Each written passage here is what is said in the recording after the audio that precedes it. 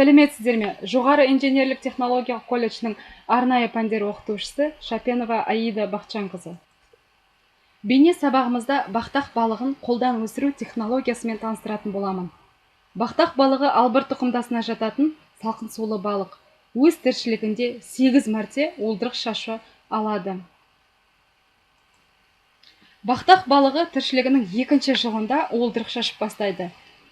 Бұл жерде аналық және аталық балықтарының жыныс өнімдерінің жетілу жағдайын бағалайды.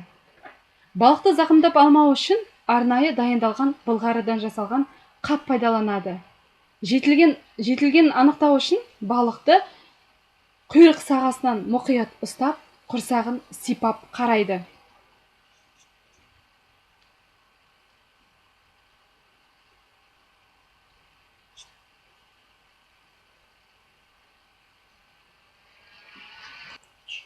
Егер балық жетілген болса, құрсағы жұмсақ және аздаған мөлшерде уылдырық түйірлері шығу керек.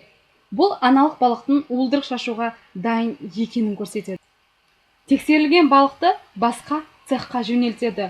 Ол цехта балықтан жыныс өнімдерін алынатын болады. Ал егер балықтың уылдырық шашуға дайын еместігін байқасақ, кері тоғанға жібереді. Балықтың жыныс өнімдерін алу цехы қазір аналық балықтардан уылдырық алатын болады. Бұл процесті тәжірибелі балық өсіруші жүргізеді. Барлық операциялар қолдың көмегімен жүргізіледі. Балықты ұстау үшін арнайы киімдер және қолғап кию қажет. Қолғап резинкалы болу керек. Сол қолға торлы қалташа киеді. Балық сусып кетпеу үшін. Қолғаптарды кию міндетті, себебі жалаң қолмен ұстаған жағдайда балық жылу соққысын алуы мүмкін. Яғни температуралық айырмашылық болмау қажет.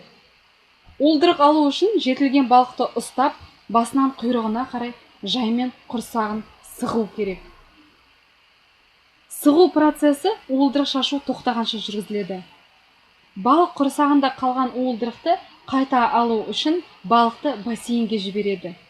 1-2 күннен кейін сығу процесін екінші мәрте қайталауға болады.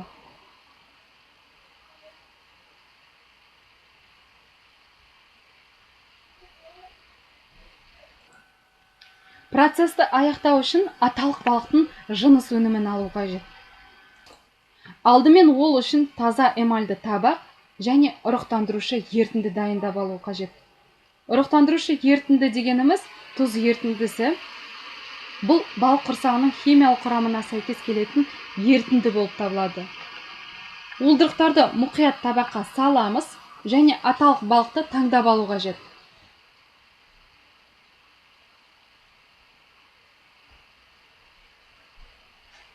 Аталық балықтың аналық балықтардан айырмашылығы түсі қою болады және төменгі жақ сүйегінің ұшында өскін болады. Сонымен қатар аталық балықтың құрсағы шағын болады. Бұл аталық балықтан жыныс өнімдерін алу процесі. Уылдырықтан шоғалды аздап араластырып, үстіне ұрықтандырушы ертінді құяды. Осы ертіндіде уылдырық 1 минут тұру қажет. Табиғи жағдайда шашылған уылдырықтың 4-5% ғана ұрықтанса, ал инкубаторда бұл көрсеткіш 85%-ға дейін жетеді.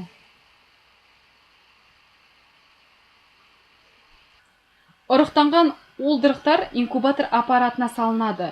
Инкубатор аппаратына су астыңғы бөліктен тікелей артезиан суынан беріледі.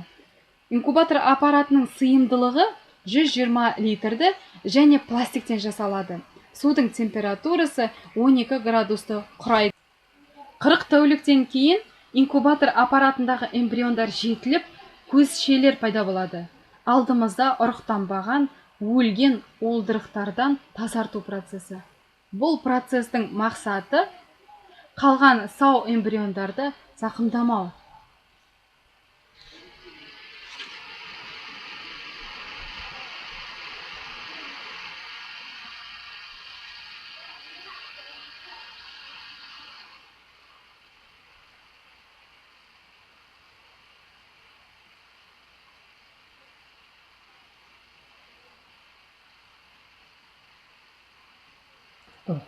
Бұл питомниктерде инкубациялық процесстен алынған эмбриондар орналастырылады.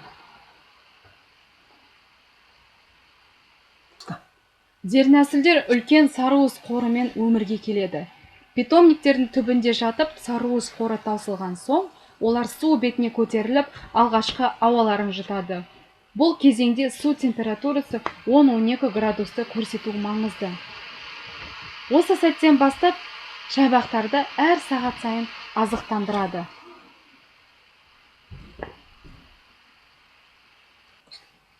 3 айдан соң дернәсілдер шабаққа айналып, оларды тоғандарға ауыстырады. Тоғандардың тереңдігі 1-1,5 метрді құрайды. Бір тоғанға 40 мыңға дейін шабақ жіберіледі. Әр 2-3 ай сайын балықтарды жаңа тоғанға ауыстырады және тоғандарды тазалайды. Тазалаудан кейін қайтадан артезиан суын құйып, жас балықтарды қайта жібереді. Сонымен қатар жас балықтарды жүйелі түрде зертханада тексеріп тұрады.